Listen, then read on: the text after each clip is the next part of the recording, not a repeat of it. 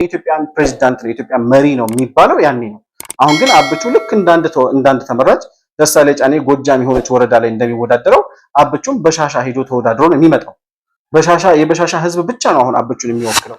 በኢትዮጵያ ህገ መንግስት ጠቅላይ ሚኒስትሩ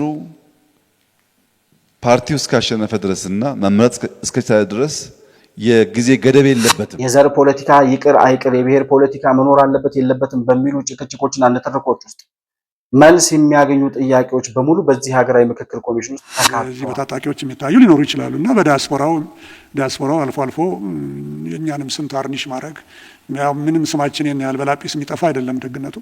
ቢሆንም ግን 500 ሰዎች ሆነው ነው ፋይናላይዝ የሚደረገው የመጨረሻ ውጤት ወይም አጀንዳ የሚታወቀው ማለት ነው።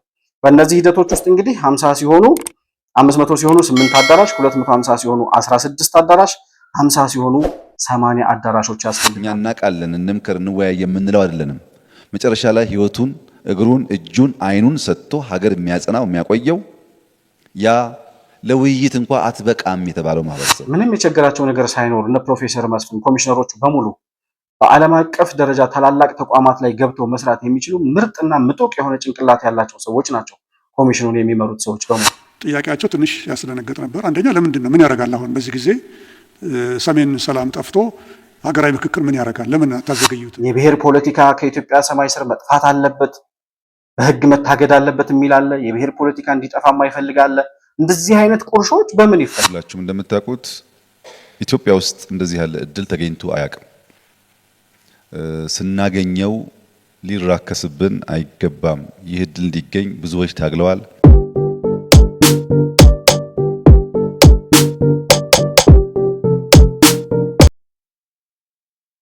ሰላም ለእናንተ ይሁን። የተከበራችሁ የመሆን መልቲሚዲያ ቤተሰቦች እንደምን አላችሁ? ብሩክ የሾርቅ አሰፋ ነኝ ከመሆን መልቲሚዲያ የዛሬውን ዕለታዊ ፕሮግራማችንን ይዘን ቀርበናል። በዛሬ ፕሮግራማችን የኢትዮጵያ ሀገራዊ ምክክር ኮሚሽን ኮሚሽነር የሆኑት ፕሮፌሰር መስፍን አራያ ከትላንት በስቲያ ከተለያዩ የመንግስት ተቋማት ኃላፊዎችና አመራሮች ጠቅላይ ሚኒስትር ዶክተር አብይ አህመድ በተገኙበት 4 ዓመት ያለፈውን የሀገራዊ ምክክር ኮሚሽን የስራ ሂደት ዝርዝር የስራ ክንውን ይፋ አድርገዋል። በዚህ የስራ ክንውን ሪፖርታቸው ላይ ምን ሐሳቦች ተነሱ? የሀገራዊ ምክክር ኮሚሽኑ እስካሁን ድረስ ምን አይነት ሂደቶችን ሄደ? የተከናወኑ ጉዳዮቹ ምን ናቸው? የሚቀሩትስ በቀጣይ የሚኖረው የሀገራዊ ምክክር ኮሚሽኑ የስራ ሂደት ወይም ደግሞ ክንውን ምን ሊሆን ይችላል? የሚጠበቀው ጉዳይ ምንድነው? የሚለውን ጉዳይ በዚሁ ስብሰባ ላይ የተገኙት ጠቅላይ ሚኒስትር ዶክተር አብይ አህመድ ለሀገራዊ ምክክር ኮሚሽን ኮሚሽነሩ የሰጡትን ምላሽ ወይም ያነሷቸውን ሐሳቦች እንዲሁ በማካተት የምንቃኝበት ፕሮግራም ይዘን መጥተናል። የሀገራዊ ምክክር ኮሚሽኑ እስከዛሬ ምን አከናወነ፣ ከዚህ በኋላ ምን አይነት ቀሪ ስራዎች ይኖሩታል የሚለውን ጉዳይ ጠቅላይ ሚኒስትር ዶክተር አብይ አህመድ ደግሞ በዚሁ ስብሰባ ላይ ያነሷቸውን የሀገራዊ ምክክር ኮሚሽኑን የስራ ሂደትና ቀጣይ ተግባራትን አስመልክቶ ያነሱትን ሐሳብ በጋራ በማድረግ የምንቃኝበት ፕሮግራም ይኖረናል። ባነሳነው ሐሳብ ላይ ያላችሁን የግል አስተያየት በኮመንት መስጫው ላይ ልታሰፍሩልኝ ትችላላችሁ። መሆን መልቲሚዲያን ላይክ፣ ሰብስክራይብ እና ሼር ማድረጋችሁን አትርሱ። በሱፐር ቻት እና በሱፐር ስቲከር እንዲሁም የቻናላችን ሜምበር ወይም አባል ቤተሰብ በመሆን ድጋፍ ልታደርጉልን እንደምትችሉ እያስታወስኩኝ ከፕሮግራማችን ጋር አብራችሁ እንድትቆዩ በአክብሮት ይጋብዛል።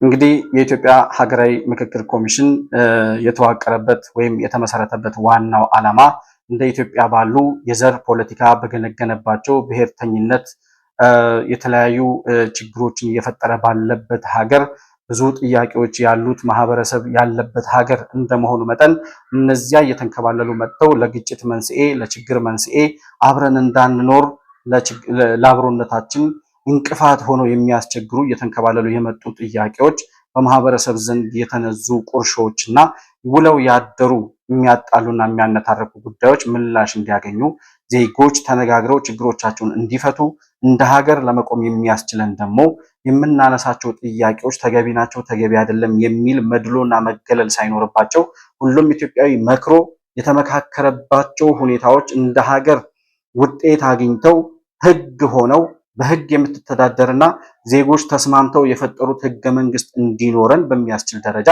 የሀገራዊ ምክክር ኮሚሽኑ ይህንን ዓላማ ከግብ ለማድረስ የተመሰረተ ተቋም እንደሆነ እናስታውሳለን። እንግዲህ ይህ ተቋም ከተመሰረተ 4 ዓመት ከ2 ወር ሆኖታል ይላሉ ፕሮፌሰር መስፍን አርአያ እና ፕሮፌሰር መስፍን እንደሚሉት እስካሁን ድረስ ወደ 200,000 የሚሆኑ ሰዎችን አሳትፏል። እንዲሁም ደግሞ ከ1234 ወረዳዎችን መድረስ ችለናል። ወይም ደግሞ በእነዚህ ወረዳዎች ውስጥ የሚገኙ አካላትን፣ ዜጎችን፣ ብሔረሰቦችን በሙሉ አካተን ጥያቄዎቻቸውን፣ አጀንዳዎቻቸውን ሰብስበናል። ተሳታፊዎችን መለየት ችለናል።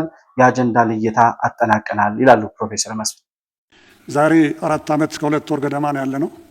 በዚህ ሁሉ ሂደት ውስጥ ወደ 200,000 የሚሆኑ ሰዎችን 1234 ወረዳዎችን እና በርካታ የሆኑ ከወረዳ ጀምሮ እስከ ክልልና ከዚያም በላይ እስከ የፌዴራል ተቋማት ድረስ እስክንደርስ ብቻ ሳይሆን በውጭ ያሉትንም ኢትዮጵያውያን በተለምዶ ዲያስፖራ የሚባሉትንም ሳይቀር ስራችን የተስተካከለና የተሳካ እንዲሆን ያገዛችሁን እናንተ የተከበራችሁ የፌዴራልና የሪጅን ወይም የክልል ከፍተኛ መሪዎቻችን ናችሁ።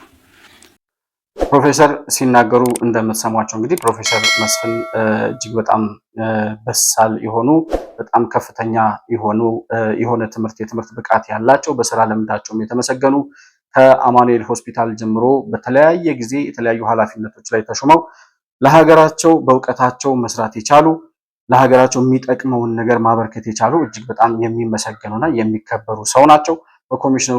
በኮሚሽኑ ውስጥ ያሉ ኮሚሽነሮች በሙሉ ለሀገራቸው ከፍተኛ አስተዋጽኦ ያበረከቱ ሰዎች ናቸው። አንዱ ኮሚሽነር እንዳውም ስማቸውን ዘነጋው እንጂ አቶ ዘውዴ ይቅርታ ስማቸውን እንዳልሳሳት ስማቸውን መጥቀስ ይቅርብኝና እሳቸው ባለፈው ሳምንት ህይወታቸው ማለፉን ሰምተናል። ለሀገር አስተዋጽኦ እንዳበረከተ ሰው እድሜያቸውን ሙሉ ተጠቅመውበት በ84 ዓመታቸው ነው አንደኛው ኮሚሽነር ባለፈው ሳምንት ህይወታቸው ያለፈው። ለወዳጅ ዘመዶቻቸው ለቤተሰቦቻቸው መጽናናትን እንመኛለን በመሆን መልቲሚዲያ ስም። ፕሮፌሰር መስፍን እንግዲህ ሲያወሩ እንደምትሰሟቸው 200,000 ሰዎችን ማካተት የቻለ 1234 ወረዳዎች ላይ በመገኘት የዜጎችን ጥያቄ የዜጎችን አጀንዳ መለየት የቻለና ዜጎች ጥያቄዎቻቸውን አንስተው በኢትዮጵያ ማዕቀፍ ውስጥ ተመካክሬ ይሄ ችግር ይፈታልኛል የሚል ዜጋ እንዲፈጠር ከማድረግ ባለፈ የነዛ ተሰምተው የማያውቁ በጣም ሩቅ ርቀት ላይ በወረዳ በዞን አይደለም ከዛ በታች በሆኑ መዋቅር ውስጥ የሚኖሩ ኢትዮጵያውያን ጥያቄዎቻቸውን አሰባስበው አጀንዳዎቻቸውን አቅርበው ሰጥተውናል። እኛም በእነዚህ ሂደት ውስጥ እከሌ እንትና ሃይማኖት ሳንል የእንትና ብሔር የእንትና ዘር ሳንል እኔ ነኝ ያለውን መጥቶ እኛ ጋር እኔ ነኝ ብሎ የተቀበለውን ወይም የተናገረውን ብሔረሰቡ ወይም የዛ ብሔር ነዋሪ የሆነ ሰው እኔ እከሌ ነኝ ብሎ በገለጸው በሃይማኖቱም በእምነቱም በዘሩም በቋንቋው ያንኑ ተቀብለን ሁሉንም ኢትዮጵያዊ ማካተት የቻልንበት ሂደት ነበር እስከዛሬ የነበረው። እኔ ነኝ ያለውን ነገር ትተን አይ አንተ እንደዚህ ነህ፣ ያንተ ሃይማኖት ይሄ ነው፣ ያንተ ብሔር ይሄ ነው የሚባል ወይም ተገልሎ የሚቀር ወይም ደግሞ ያልሆነው ማንነት የሚጫንበት አካል አልነበረም። ሁሉንም ኢትዮጵያዊ ነኝ ባሉት መሰረት ተቀብለን አጀንዳዎቻቸውን ለይተናል። እስካሁን ድረስ 93% የሚሆነውን የሀገሪቱን ክፍል አካተን የአጀንዳ ልየታና የተሳታፊ ልየታ ማድረግ ችለናል ይላል። ይሄ ማለት ቀላል ጉዳይ አይደለም። በሀገራዊ ምክክር ኮሚሽን ደረጃ በዓለም አቀፍ ደረጃ ያሉ ተሞክሮዎች እንደሚያሳዩት ዜጎች ከታች ጀምሮ ተወያይተውባቸው አንድም ዜጋ ተነጥሎ ሳይቀር እንደ ዜጋ ሁሉም 120 130 ሚሊዮን ህዝብ ተካቷል ወይም ድምጽ ሰጥቷል ማለት ላይሆን ይችላል። ሁሉም ዜጋ ግን በተወካዮቹ በኩል ተወካይ አግኝቶ ኖሮት ሐሳቡን አጀንዳውን ለሀገራዊ ምክክር ኮሚሽኑ አቅርቦ ከዛ በኋላ የሚወክሉት ሰዎች ደግሞ መጥተው በሚደረገው የመጨረሻ ምዕራፍ የሀገራዊ ምክክር ኮሚሽኑ በሚያደርገው የምክክር ሂደት ላይ ተሳታፊ የሚሆኑበትን አውድ የፈጠረ ይሄ መንግስትና ይሄ ሀገራዊ ምክክር ኮሚሽን ነው። የባንዲራ ጥያቄ ሊሆን ይችላል፣ የፌዴራሊዝም ጥያቄ ሊሆን ይችላል። በዘር በቋንቋ የተደራጀ ፌዴራሊዝም ይጠቅማል አይጠቅምም? በኢትዮጵያ እየተካሄደ ያለው የፖለቲካ ሁኔታ ፕሬዚደንሻል መሆን አለበት ወይስ የፓርላመንታሪ መሆን አለበት? እነዚህን ሁሉ ጉዳዮች መልስ የሚሰጥ የዘር ፖለቲካ ይቅር አይቅር፣ የብሔር ፖለቲካ መኖር አለበት የለበትም በሚሉ ጭቅጭቆችና ንትርኮች ውስጥ መልስ የሚያገኙ ጥያቄዎች በሙሉ በዚህ ሀገራዊ ምክክር ኮሚሽን ውስጥ ተካተዋል። እና ይሄ ከታች ጀምሮ ያለው ዝቅተኛው ማህበረሰብ የሚባለው ነዋሪው፣ ነገር ግን ሲሞት ደግሞ ከመሪዎቹ በላይ ከልሂቃኑ በላይ ህይወቱን ከፍሎ አካሉን ከፍሎ መስዋዕት ሆኖ ሀገሩን የሚያቆይ ዜጋን የተሳተፈው ቦተም አፕ ይሁን ያልነው ለዚህ ነው ይላል ጠቅላይ ሚኒስትር ዶክተር አብይ አህመድ። ይሄ ሀገራዊ ምክክር ኮሚሽን ቦተም አፕ ይሁን፣ ከታች ጀምሮ ወደ ላይ የሚመጣ ከዜጎች የሚመጣ ጥያቄ በሙሉ ሳይሰማ እንዳይቀር፣ ዜጋ ሳይሳተፍ እንዳይቀር፣ ሳይወከል እንዳይቀር ከታች ጀምሮ ተደራጅቶ መምጣት አለበት ብለን ከጅምሩ ያልነው በዚህ ምክንያት ነው። ምክንያቱም ሲሞት መስዋዕት ከፍሎ ለህይወቱ ሳይሳሳ ሀገሩን የሚያድነው እታች ያለው ማህበረሰብ ነው ይላል አብቹ ለዚህ ጉዳይ በሰጣቸው ምላሽ ማለት ነው።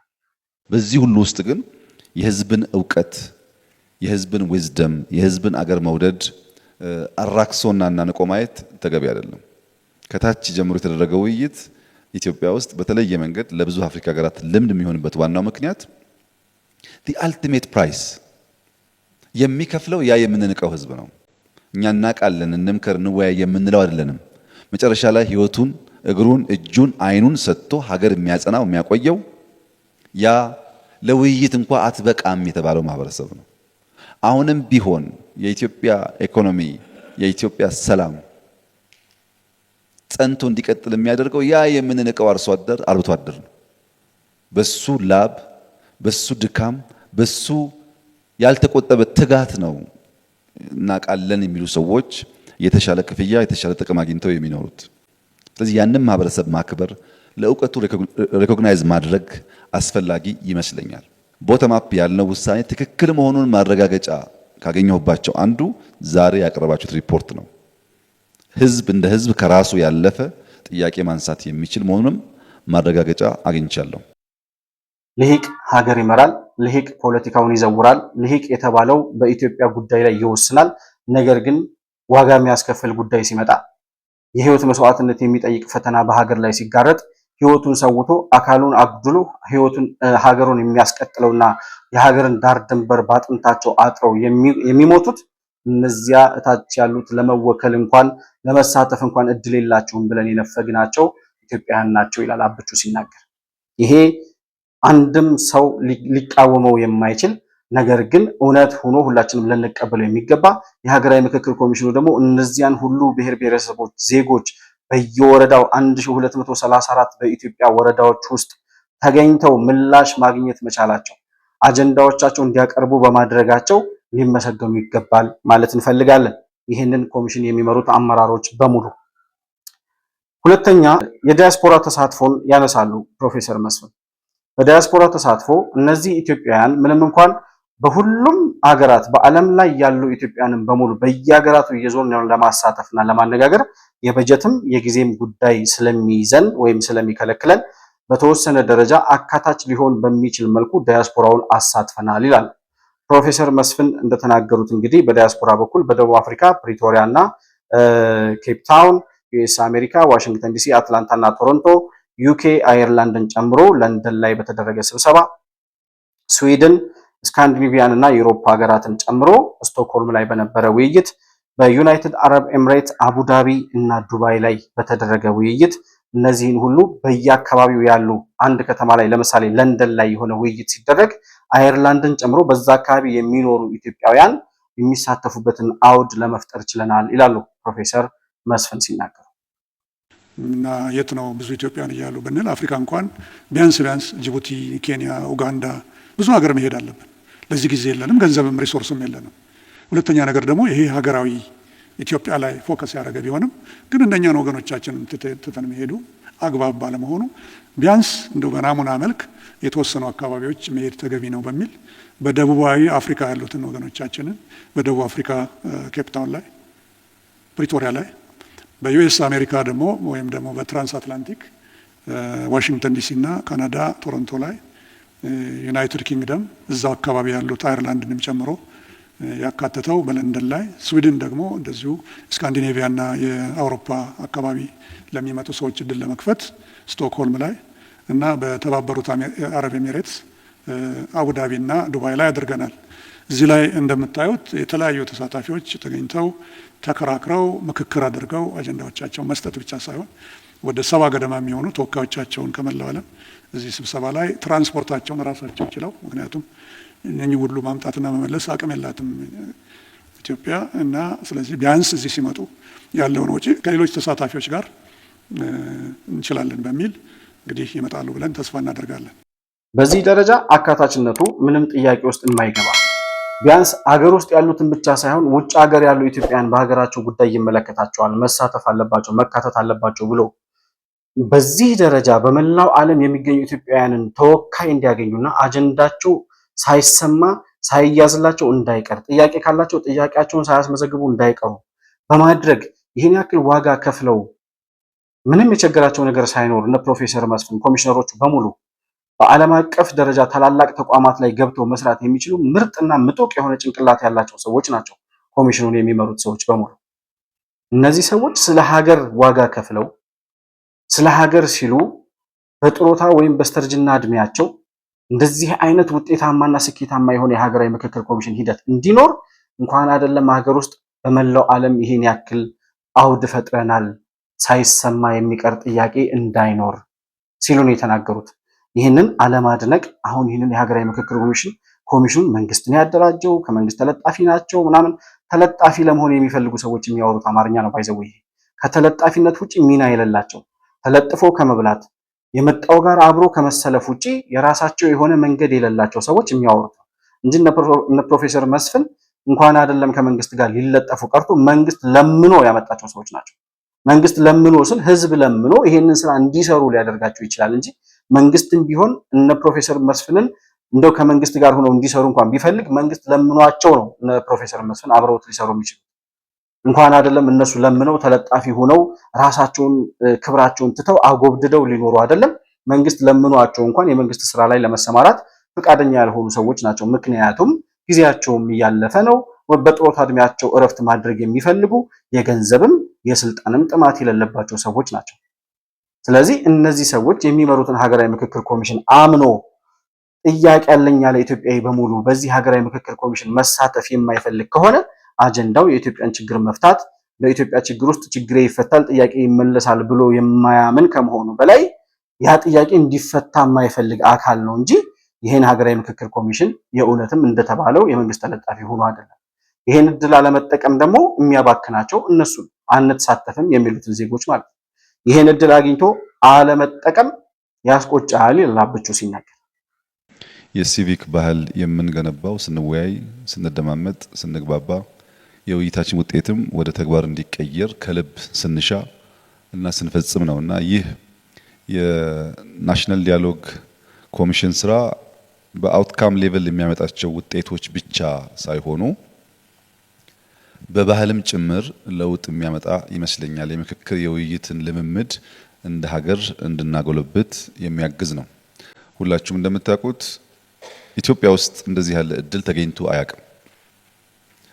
ስናገኘው ሊራከስብን አይገባም። ይህ እድል እንዲገኝ ብዙዎች ታግለዋል፣ የህይወት መስዋዕትነት ከፍለዋል፣ ጠይቀዋል፣ ታስረዋል፣ ተሰቃይተዋል። እንወያይ፣ በምክክር በውይይት ጉዳያችን ይፈታ ሲሉ ብዙዎች የታገሉለትን ዓላማ ዛሬ እድል ሲገኝ ማደነቃቀፍ ተገቢ አይሆንምና መልካም መሰረት የሚጥል አዲስ ባህል የሚገነባ ሂደት የሚሆን ይመስለኛል።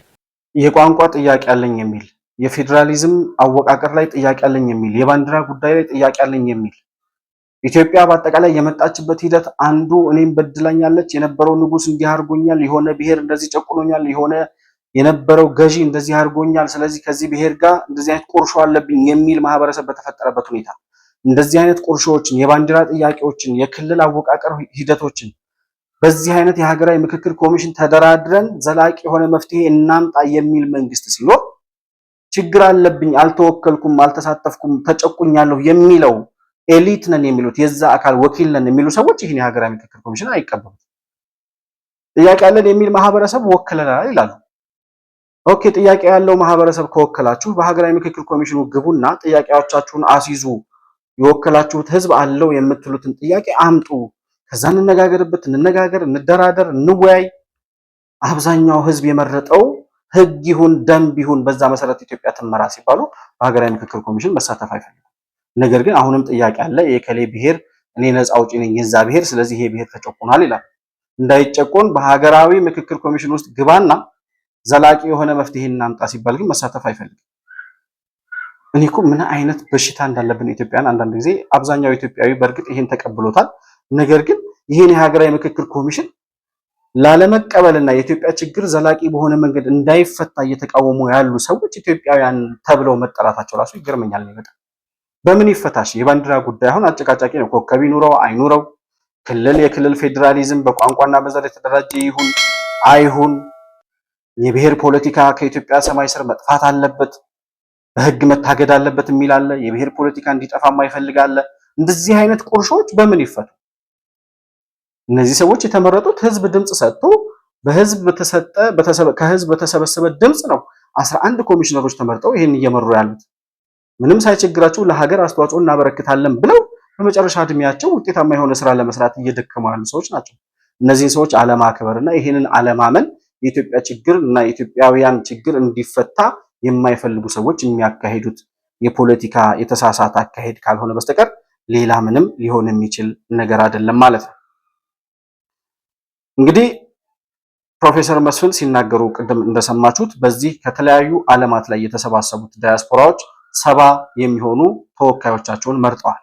እነዚያ 70 የሆኑት የዳያስፖራው ተወካዮች እንግዲህ ከዚህ በኋላ በሚኖረው የመጨረሻው የሀገራዊ ምክክሩ የመጨረሻ ውጤት ይገኝበታል ተብሎ በሚታሰበው ምክክር ላይ የሚሳተፉ ናቸው። እነዚህን 70ዎቹን እንግዲህ ከመላው ዓለም ሰብስቦ አምጥቶ በሀገራዊ ምክክሩ ላይ እንዲሳተፉ አድርጎ ድምጽ እንዲሰጡና የወከላቸውን ህዝብ አጀንዳ እንዲያራምዱና እንዲወያዩ ከዛም ለኢትዮጵያ የሚጠቅመውን እንዲመርጡ በማድረግ የሚያስፈልገውን ወጪ ከመሄጃ ከመምጫቸው ጨምሮ የሚቆዩበትን በጀት የሚችለው የሀገራዊ ምክክር ኮሚሽኑ ነው። 70 የሚሆኑ ተወካዮች ከመላው ዓለም ከሚገኙ ዳያስፖራዎች የተውጣጡ ናቸው ማለት ነው። ይህንን እድል አለመጠቀም የእውነትም ደግሞ የሚያስቆጭ ነው። በዚህ ሂደት ካልሆነ ደግሞ የኢትዮጵያ ችግር ሊፈታ የሚችልበት እድል እጅግ በጣም የመነመነ ነው። ሊፈታም አይችልም። ይህንን የሚቃወሙ ሰዎች የኢትዮጵያ ችግር እንዳይፈታ የሚፈልጉ ብቻ ናቸው።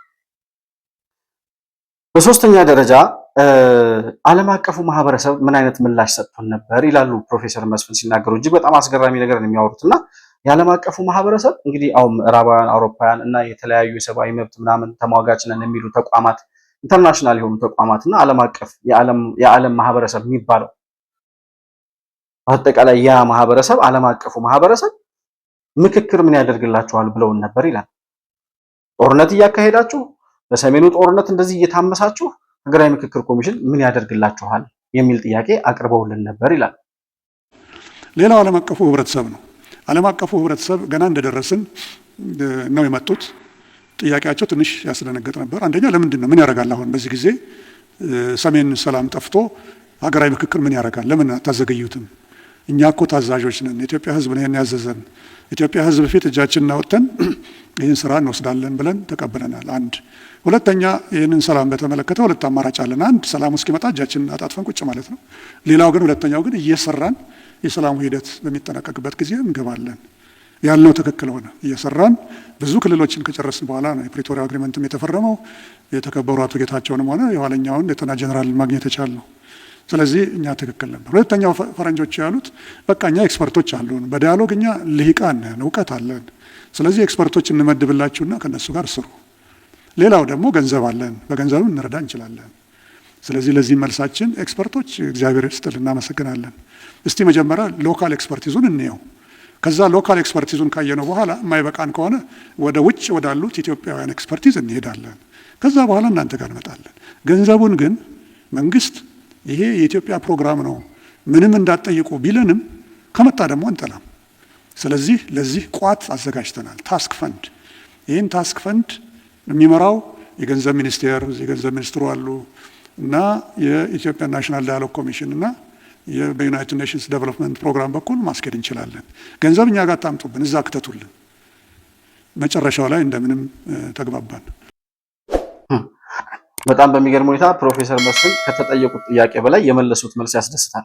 ኤክስፐርት እንመድብላችሁ፣ በጀት እንመድብላችሁ፣ በእኛ ኤክስፐርቶች በእኛ በጀት የሀገራዊ ምክክር ኮሚሽኑ አስኪዱ ብለው ጥያቄ ላቀረቡልን ሰዎች ኤክስፐርቶቻችሁን እናመሰግናለን፣ እስኪ መጀመሪያ በእኛ ኤክስፐርቶች እንሞክረው ብለን መለስንላቸው። ፈንድ ደግሞ በጀት እንመድብላችሁ ለሚሉ ሰዎች ደግሞ ምንም እንኳን ይሄ ተቋም ሲመሰረት ይሄ ኮሚሽን ሲመሰረት በጀት ማሰባሰብና ገንዘብ ማፈላለግ ስራው ባይሆንም ከመንግስት የተከለከለ ቢሆንም ነገር ግን ካመጣችሁ እምቢ አንልም፣ በቀጥታ ግን ለኛ እንዳትሰጡን ታስክ ፈንድ የሚባል አደረጃጀት ፈጥረን በዛ በኩል ሳፖርት ልታደርጉን ትችላላችሁ ብለን ኒውዚላንድ፣ ጃፓን እና ማናት አንዱ ሀገር ኖርዌይ በዚህ ደረጃ ድጋፍ አድርገውልናል ይላሉ። ነገር ግን ዓለም አቀፉ ማህበረሰብ የሚባለው ምዕራባውያን፣ አውሮፓውያን እንዲሁም ሌሎች በመላው ዓለም የሚገኙ የዓለም አቀፍ ማህበረሰብ ተብለው የሚጠሩት አካላት የኢትዮጵያን ሀገራዊ ምክክር ኮሚሽን ምን ያደርግላችኋል? ምን ይጠቅማል? ኢትዮጵያ ስትታመስ እንድትኖር ነው የምንፈልገው እንጂ ተመካክራችሁ ችግራችሁን እንድትፈቱማ አንፈልግም። እና ጦርነት እያካሄዳችሁ እንዴት ድርድር፣ እንዴት ውይይት፣ እንዴት ምክክር ትላላችሁ የሚል እንቅፋት የሆነ ሀሳብ ይዘው መጥተው ነበር ይላል። ምክክር የሚያስፈልገው ኢትዮጵያ በምክክር ችግሯን እንድትፈታ የሚፈልግ መንግስት ስለመጣ ኢትዮጵያውያን በንግግርና በውይይት ችግሮቻችን ለመፍታት ፍላጎት ስላለን አንዱ ከአንዱ ጋር ያደረገው ቁርሾ አንዱ ከአንዱ ጋር ያደረገው ንትርክና እሰጥ አገባ የትም ስላላደረሰን በብሔርተኝነትና በዘረኝነት በሐሰት ትርክት በተሰራብን ኢትዮጵያውያንን እርስ በርስ ለማጋጨት በተሰራብን የሐሰት ትርክት ምክንያት ሀገራችን ልትፈርስ ጫፍ ላይ ደርሳ ስለነበር ያንን ቁርሾ በመፍታት ያንን የሐሰት ትርክት በማፍረስ በእውነተኛ ኢትዮጵያዊ ትርክት በመገንባት ኢትዮጵያን እንደገና መስራት ስለሚያስፈልግ ዜጎቿ ተመካክረው ተወያይተው መፍትሄ የሚያፈላልጉበት የሀገራዊ ምክክር ኮሚሽን ስላስፈለገ ነው የተዋቀረው። ይሄ የመላው ኢትዮጵያን ምላሽ ይሆናል ብዬ አስባለሁ። አብቹ እዚህ ጋር አንድ የሚያነሳው ነገር አለ። ምንድነው የሚለው? ይሄ ሀገራዊ ምክክር ኮሚሽን ከየትኛውም ዓለም ላይ ከተካሄደ ምክክር ብለው ከጠሩት አካሄድ በሙሉ የኢትዮጵያ የተለየ ነው ይላል።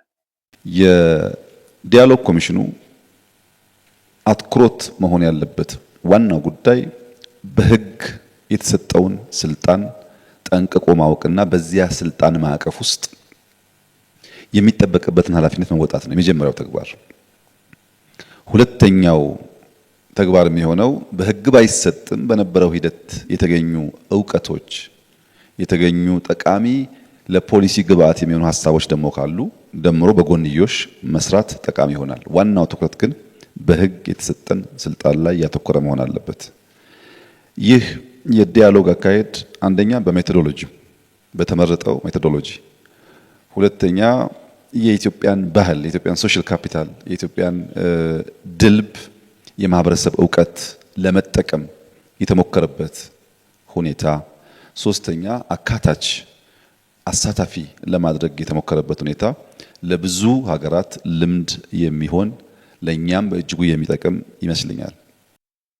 እንግዲህ አብቹ ሲናገር እንደምትሰሙት ባነሳው ሀሳብ ላይ ምናልባት ሪሰርች ብናጠና የነበሩ ታሪካዊ የምክክር ሂደቶች በዓለም ላይ የተደረጉ የምክክር ሂደቶች ምን ይመስላሉ የሚለውን ነገር ብናጠና በእርግጠኝነት በኢትዮጵያ ልክ ዲፕ ወርዶ እታች ያሉ ማህበረሰቦችን ሁሉ አሳትፎ የሁሉም ድምፅ እንዲወከል ማድረግ የቻለ የትኛውም ሀገር የለም።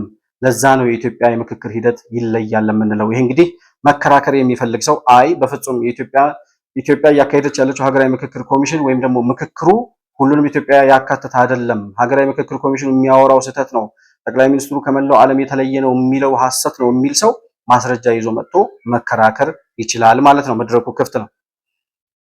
በመቀጠል የሚያነሱት አሁን በአጠቃላይ 1430 የሚሆኑ ወረዳዎች ላይ ሂደው እንዲሁም ከ200 ሺህ በላይ የሚሆኑ ተሳታፊዎችን አሳትፈው በአጠቃላይ 4000 ተወካዮች ተመርጠዋል ይላሉ።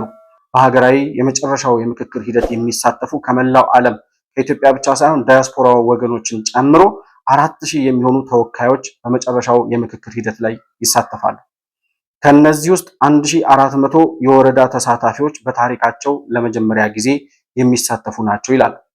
4000 ቁጥር በዝቷል፣ ለምን ይሄን ያክል ሆነ የሚል ጥያቄ ቢኖር ከነዚህ ውስጥ ከ4000 ውስጥ እንቀንስ ብንል ከ1400 የወረዳ ተሳታፊዎች ውስጥ ለመጀመሪያ ጊዜ ድምፅ አግኝተው እድል አግኝተው በሀገራዊ ምክክር ኮሚሽን ላይ ለመሳተፍ መብት ያገኙና እድሉን ያገኙ ዜጎች መቀነስ ስለሌለባቸው ልንቀንሳቸው ስለማንችል ከዚህ በላይ ልናሳንሰው አልቻልንም ወይም ደግሞ አንፈልግም። እነዚህን ሰዎች ማግለልና ወደኋላ ማድረግ ስለሌለብን ይላል። ስለዚህ በአጠቃላይ በሀገራዊ ምክክር ኮሚሽን ላይ 4000 ሰዎች ይኖራሉ። 1400 የሚሆኑ የወረዳ ተሳታፊዎች በታሪካቸው ለመጀመሪያ ጊዜ በሀገራቸው ጉዳይ ላይ የመምከር የመሳተፍ እድል አግኝተዋል እና ከዚህ በላይ ልናሳነሰው አንችልም ይሉና የመጨረሻው የምክክር ሂደት በምን አይነት ሁኔታ እንደሚመራ ፕሮፌሰሩ የሚያወሩትን ልጋብዛችሁና ተመልሼ እመጣለሁ። እንግዲህ ለምክክር ጉባኤው ስኬት 4000 ሰዎች ይሳተፋሉ። 4000ዎቹ ከየቦታው ይምጡ። የእነኝህን 4000 ቁጥር ብንቀንሰው አርብቶ አደሮቻችን ነው በዛው ልክ ብንቀንሰው 1400 ገደማ የወረዳ ተሳታፊዎች ይመጣሉ። እነኚህ ለመጀመሪያ ጊዜ በታሪካቸው ወደዚህ መድረክ የሚመጡ ናቸው። እነኚህን በጭራሽ ድናይ ልናረጋቸው አይገባም። ስለዚህ ሜቶዶሎጂው የተስተካከለ መሆን አለበት። አካሄዱ ምንድን ነው? ወይ ሲኩዌንሲንግ ነው፣ አንድ አጀንዳ ይዞ 4000 ቁጭ ብለው እንዲከርሙ ማድረግ this is impossible። ምክንያቱም ዳያሎግ ማለት ዝም ብሎ እኔ እንደምናገረው አድምጦ ተሰምቶ ጠይቆ መለያየት አይደለም። እስከ መጨረሻው ድረስ ምክክር ድረስ ማለት መስማማትና ኮንሰንሰስ እስኪደረስ ድረስ የሚካሄድበት አካሄድ ነው። ስለዚህ የዳያሎግ ምክር ቤቱ ኮንሰንሰስ 500 ይሆናሉ ነው።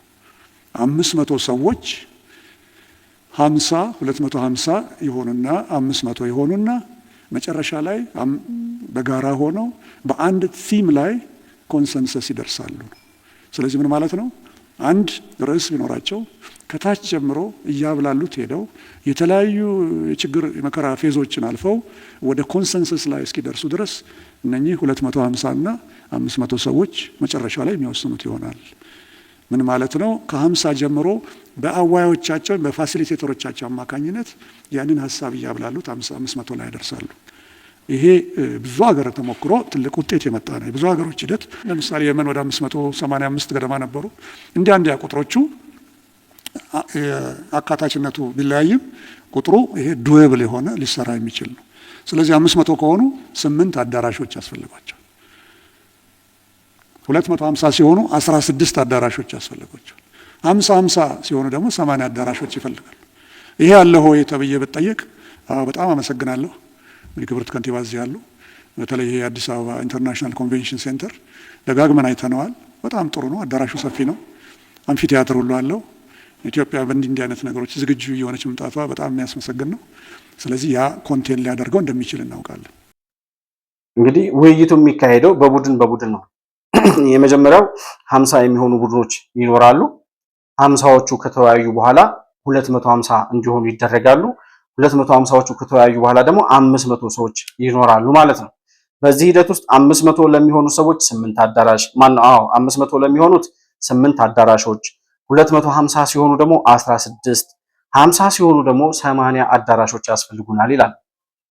እንግዲህ 50 ሲሆኑ 80 አዳራሽ 50 ሆነው 4000ዎቹ ሰዎች ለ50 ቡድን ተከፍለው በጋራ ሆኖ 50 ቡድን ሆኖ 50 ሰዎች ሆነው ሲወያዩ የሚያስፈልገው 80 አዳራሽ ነው። ለየብቻቸው መምከር ስላለባቸው ከዛ በኋላ እነዚህ 50ዎቹ ሰዎች የተወያዩባቸውን አጀንዳዎች ይይዙና ወደ ምን ይመጣሉ? ወደ 250 ሰዎች ደግሞ ይቀላቀላሉ ማለት ነው። የተለያየ ቡድን ላይ የነበሩት 50 ሰዎች እንደገና 250 ሆነው ይዋቀራሉ። 250ዎቹ እንደገና ከተወያዩ በኋላ 500 ሰዎች ሆነው ነው ፋይናላይዝ የሚደረገው የመጨረሻ ውጤት ወይም አጀንዳ የሚታወቀው ማለት ነው። በእነዚህ ሂደቶች ውስጥ እንግዲህ 50 ሲሆኑ 500 ሲሆኑ 8 አዳራሽ፣ 250 ሲሆኑ 16 አዳራሽ፣ 50 ሲሆኑ 80 አዳራሾች ያስፈልጋሉ። ለዚህ ደግሞ የአዲስ አበባ ከተማ አስተዳደር ምስጋና ይግባውና እንደ ኮንቬንሽን ሴንተር አይነት አዳራሾችን ስለገነባልን በዛ ማካሄድ እንደምንችል ወይም ኮንቬንሽን ሴንተርን ለዚህ ስራ ውጤታማ የሆነ ስራ እንድንሰራ እንደሚያስችለን አይተናል፣ ገምግመናል። ስለዚህ ኮንቬንሽን ሴንተርን መርጠናል ይላሉ እና በዚህ ሂደት ውስጥ የከተማ አስተዳደሩን የመንግስት አካላት ይሄ ጉዳይ ውጤታማ ሆኖ ለፍሬ እንዲበቃ አስተዋጽኦ ላበረከታችሁ የመንግስት አካላት በሙሉ እናመሰግናለን ይላሉ። አብቹ እዚህ ጋር ለስራችሁ ስኬት የሚጠበቅብንን ነገር ሁሉ እናደርጋለን፣ እናግዛችኋለን ይላል። አሁን ከዚህ በኋላ በማሰማችሁ ንግግር ማለት ነው። በድጋሚ ዛሬ ላረጋግጥላችሁ የሚፈልገው ጉዳይ የኢትዮጵያ መንግስት አሁን ያለው መንግስት ስልጣን ዘመኑን ሳይጨርስ የእናንተ ጉዳይ ከመጣ በተቻለ መጠን ሐሳቦቻችሁን ወደ መሬት ለማውረድ ሪኮሜንዴሽኖቻችሁን ተጠቅመን ለማሻሻል እስከዛም ሂደቱ ደግሞ የተሳለጠ እንዲሆን ለማገዝ በእኛ በኩል ዝግጁዎች ነን። በዚህ ጉዳይ እንደ መንግስት እንደ ፓርቲም ተወያይተን ጣልቃ መግባት የለብንም፣ ሲያሻቸው ግን መደገፍ አለብን ብለን በወሰንነው መሰረት ከኛ የሚያስፈልጋችሁን ድጋፍ እንሰጣለን። ከናንተ በሂደት የተገኘው ዕውቀት፣ የተገኘ ልምድ፣ የተገኘው ዊዝደም ደግሞ ለቀጣይ ስራችን እንደ ግብአት አድርገን ለመጠቀም በመንግስት በኩል ዝግጁ መሆናችን ልገልጽላችሁ እፈልጋለሁ። ይሄ ጥያቄና መልስ ሴሽን አይደለም። እናንተ ሄዳችሁበት ርቀት ሪፖርት አቅርባችኋል። እኛ አድምጠናል። በሰራችሁት ስራ ኮርተናል። እንግዲህ እስከዛሬም ድረስ መንግስት ጣልቃ ማነው በዚህ ጉዳይ ላይ አስፈላጊ የሆኑ እንግዲህ እስከዛሬም ድረስ የሀገራዊ ምክክር ኮሚሽኑ በቀጥታ ያለምንም እንቅፋት ያለምንም ችግር አይደለም እስከዛሬ ድረስ የደረሰው።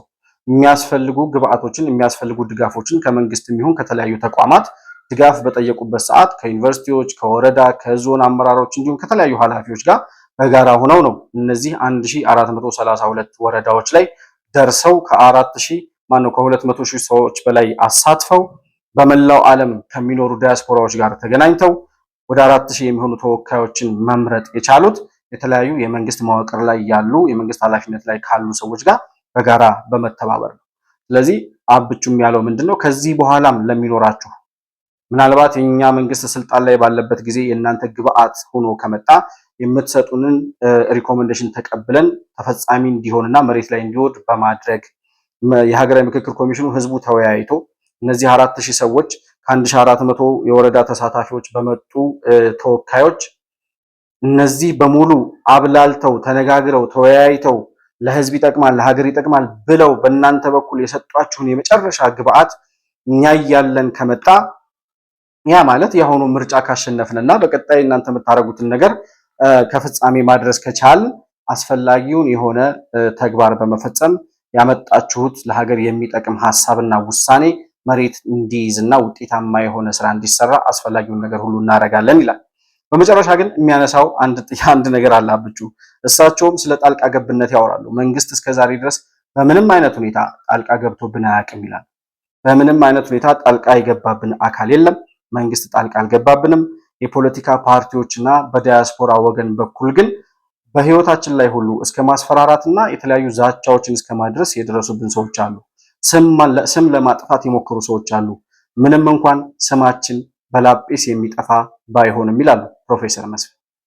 ሁለት መሰረታዊ ነገሮች ያገኘነው አንደኛው የውስጥ ጣልቃ ገብነት፣ ሌላኛው የውጭ ጣልቃ ገብነት ነው። ስለዚህ ምን ማድረግ አለብን? የውስጥና የውጭ ጣልቃ ገብነትን ከዚህ ሀገራዊ ምክክር ኮሚሽን መጠበቅ አለብን የሚለው ዋናው መርሃችን ነበር። መንግስት ከመጀመሪያው ጀምሮ በየጊዜው እንናገራለን፣ አንድም ጊዜ ጣልቃ ገብቶ አያውቅም ከማቅረብ በስተቀርና በርቱ ምን እንርዳችሁ ከማለት በስተቀር። አልፎ አልፎ የተወሰኑ ውስጣዊ ጣልቃ ገብነቶች አሉ። በፖለቲካ ፓርቲዎች በምን የሚታዩ በዚህ በታጣቂዎች የሚታዩ ሊኖሩ ይችላሉ እና ዲያስፖራው አልፎ አልፎ የእኛንም ስም ታርኒሽ ማድረግ ያው ምንም ስማችን ያህል በላጲስ የሚጠፋ አይደለም ደግነቱ። ቢሆንም ግን ሙከራዎች ይኖራሉ ዲስከሬጅ ለማድረግ እኛን ለማዳከም እና ለማሳነፍ የሚደረጉ ነገሮች ይኖራሉ። ስለዚህ እነኚህ ሁለት ነገሮች እጅግ በጣም ወሳኝ ነበሩ ለኛ። ፕሮፌሰር መስፍን እንዳሉት ስማቸው በላጲስ የሚጠፋ አይደለም።